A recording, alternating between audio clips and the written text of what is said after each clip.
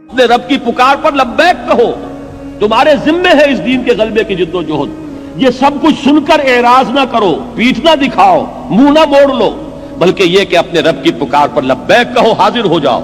وہ جو فیض نے کہا تھا وہ انداز ہمارے اندر پیدا ہو کہ واپس نہیں پھیرا کوئی فرمان جنوں کا، تنہا نہیں لوٹی کبھی آواز جرس کی۔ جب بھی کال آف ڈیوٹی آئی ہے ہم حاضر ہو گئے۔ تو اللہ تمہیں پکار رہا ہے، تمہارا خالق اور تمہارا مالک، کہ اس کے دین کے اقامت کے لیے اپنے آپ کو لگا دو۔ تو آپ کہاں جا رہے ہو؟ استجیبوا لربکم من قبل ان یاتی یوم لا مرد لہ من اللہ۔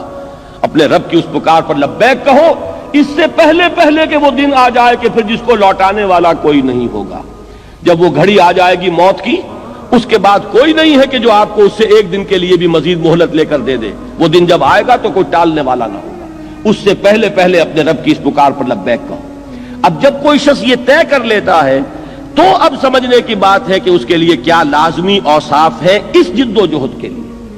ان میں اب آپ نوٹ کیجئے گا کہ یہاں کی ترتیب اب اپنی ترتیب ہے۔ سورہ مومنون کی آیات میں نے پڑھ کر سنائی، اول بھی نماز آخر بھی نماز، یہاں وہ بات نہیں ہے۔ سورہ معارج میں اول نماز آخر نماز، یہاں وہ بات نہیں ہے۔ یہاں جو ہے ترتیب بدل گئی ہے۔ کیوں بدل گئی ہے؟ کہ موضوع بدل گیا ہے۔ یہ اقامت دین کی جد و جہد کے جو لازمی اوصاف ہیں وہ موضوع ہے یہاں پر، انفرادی سیرت و کردار کے اوصاف نہیں ہیں، اور اس اعتبار سے ترتیب بدل جائے گی۔ پہلی بات، فما اوتیتم من شیء فمتاع الحیات الدنیا وما عند اللہ خیر وابقى للذین آمنوا وعلی ربہم یتوکلون۔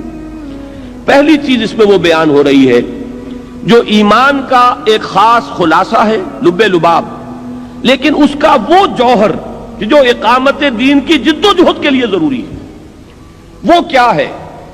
اس بات کا دل پر پورے طور پر نقش ہو جانا کہ اس دنیا میں جو کچھ بھی کسی کو ملا ہے وہ سوائے دنیا کے ساز و سامان کے اور کوئی اس کی حقیقت نہیں، برتنے کی چیز ہے، استعمال کی چیز ہے۔ اگر کہیں دنیا کی کسی شے کے لیے نگاہوں کے اندر کوئی قدر، اس کی کوئی عظمت، اس کی کوئی محبت، اس کے لیے کوئی طلب، اگر یہ چیز پیدا ہو جائے تو اقامت دین کی جد و جہد کی طرف پہلا قدم بھی نہیں اٹھے گا۔ گاڑی نوک کرے گی، چلنا چاہیں گے آپ جو ہے گیس دے رہے ہیں، گاڑی نہیں چلے گی، اس لیے کہ جب تک ایک انسان کی کیفیت یہ نہ ہو جائے جس کو کہ ایک حدیث میں کہا گیا ہے کہ دنیا و ما فیہا مچھر کے پر کے برابر نظر آئے۔ یہ بات جو حضور نے استعمال فرمائی کہ اللہ کی نگاہ میں اس دنیا و ما فیہا کی حیثیت مچھر کے پر کے برابر بھی نہیں ہے، اگر ہوتی تو وہ کسی کافر کو یہاں سے ایک گھونٹ پانی کا بھی نہ دیتا۔ یہاں کافر ہیں اور دنیا میں عیش کر رہے ہیں، مزے کر رہے ہیں، ساز و سامان ہے، لمبی لمبی کاریں ہیں، مشرکین ہیں، اللہ کے باغی ہیں، اللہ کو گالیاں دینے والے ہیں، شریعت کا مذاق اڑانے والے ہیں، استہزاء کرنے والے ہیں، سنت کا مذاق اڑانے والے ہیں۔ دنیا میں ان کے لیے ریل پیل ہے، ساز و سامان ہے، کوٹھیاں ہیں، کاریں ہیں، کیا نہیں ہے۔ معلوم یہ ہوا کہ اللہ کا، اگر یا تو یوں کہیے کہ اللہ کو ان سے پیار ہے، ان سے محبت ہے، اللہ نے اتنی قیمتی چیزیں ان کو دے دی ہیں۔ اللہ کہتا ہے کہ میری نگاہ میں تو ان کی مچھر کے پر کے برابر وقت نہیں ہے، میں نے یہ سب کچھ اس لیے دے دیا ہے، یہ سب کاٹ کباڑ ہے، اس کے سوا کچھ نہیں۔ یہ تو تمہاری اپنی جو ہے ویلیو سٹرکچر تمہارا ہے، تمہاری نگاہوں میں ان شے کی جو ہے ان اشیاء کی عظمت ہے، ہماری نگاہوں میں ان کی کوئی قدر و قیمت نہیں۔ ہماری نگاہ میں قدر و قیمت آخرت کی ہے۔ اور جب تک ایک بندہ مومن کا اپنا سوچنے کا انداز بالکل اس خدائی جو ہے ایک معیار اس کے ساتھ بالکل مکمل نہ ہو لیکن ہم آہنگ تو ہو جائے، اس کے ساتھ اس کے ایک ہم آہنگی کی کیفیت پیدا ہو جائے، اگر یہ نہیں ہوگا تو اقامت دین کی جد و جہد میں انسان سمجھے گا کہ میں لگا ہوا ہوں، ساری کوشش ہو رہی ہوگی اپنے مال بڑھانے کی، اپنے ساز و سامان میں اضافے کی، اپنے سٹیٹس کو بڑھانے کی، اپنے دنیا کی بلونگنگز کے اندر اضافہ کرنے کی، اپنی کار کو لمبے سے لمبا کرنے کی۔